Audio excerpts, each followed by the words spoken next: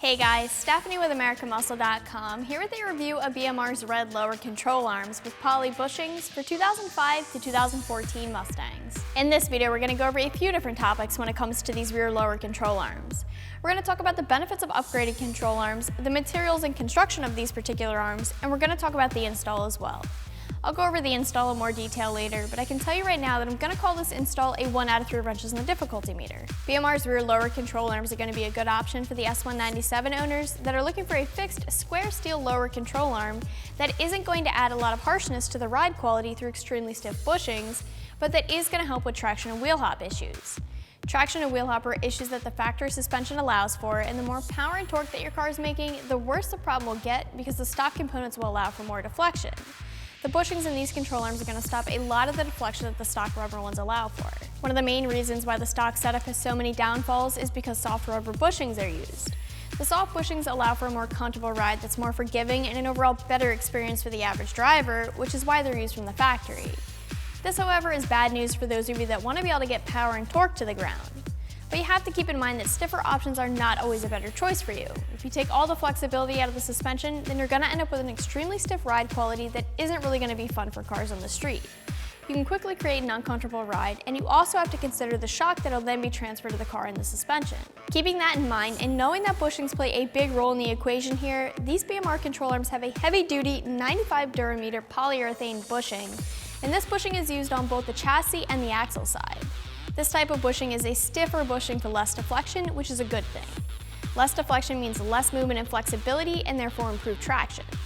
This particular bushing is made from a compound that's stiffer than the factory bushing, but it also helps to dampen NVH at the same time, so you're not looking at an uncomfortable ride quality here. The other thing about these bushings is that they're internally fluted, which is going to help keep the bushing lubricated and silent. Your other option instead of poly bushings like these is to go with spherical bearings. BMR does have a set of fixed lowers that come with this setup if you think those are more in line with what you're looking for. The spherical bearings are going to be at the top of the chart when it comes to stiff bushings. They'll allow for the least amount of deflection because they connect the suspension solidly to the chassis. The trade-off is more NVH, so a harsher ride quality. The bearings can absorb shock like bushings can, so the shock is then transferred directly to the suspension and the chassis. These are also a box steel design that's heavy duty and TIG-welded for strength. These arms are going to be a lot more rigid and offer more support than the factory stamped steel arms do, so they're a definite upgrade for sure. They're also 5 pounds lighter than the stock arms are. These are powder coated red, so not only are they going to look nice, but they also have some corrosion resistance, which is nice since they are a low hanging undercar suspension part. Now, in case you guys were shopping around, you may have noticed that BMR offers another set of fixed lower control arms with poly bushings with a lot of similar features, but at a different price. These offerings are slightly different though. The lower control arms that I have with me here are TIG-welded, while the others are MIG-welded. These arms are slightly different in size as well. These arms are 1.25 by 2 inches, while the other option is 1 by 2. There's small differences, yes, but I just wanted you guys to know that they are different. The last thing I wanted to talk about with these is the fact that they are fixed. And when it comes to lower control arms, there are a lot of choices. You can go with a fixed setup and an adjustable one, or even a double adjustable arm. One's not necessarily better than the other. It all depends on your setup and the specific reason for the control arm. Generally speaking, a fixed lower control arm isn't a bad option at all. Where you're really going to want the adjustable arm is in the upper control arm, but adjustable lowers are good for lowered cars because you do have more room for adjustment there. But with these arms, to retain the factory geometry, just make sure that the offset end of the arm is installed on the axle side, with the offset portion of the bushing facing towards the rear diff. As far as price, these control arms are going to cost a little under $150. Fixed lower control arms range anywhere in price from $105 to $400, depending on brand and bushing setup, so you have a lot of options there. The spherical bearing option that I mentioned from BMR that I mentioned earlier are going to cost more, and they'll be about $200.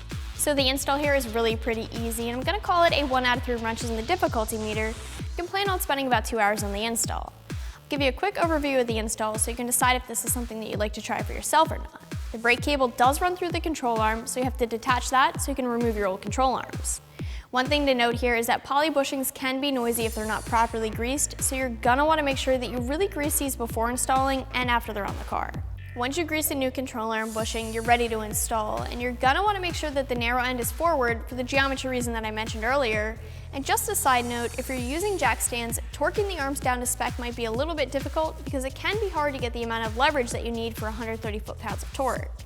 And the process for the install is going to be the same for both sides. Wrapping things up here, these lower control arms from BMR are a fixed control arm with a box steel construction and polyurethane bushings.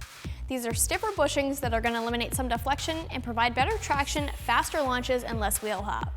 You can check these control arms out along with all of your other options for the S197 Mustang right here at AmericanMuscle.com.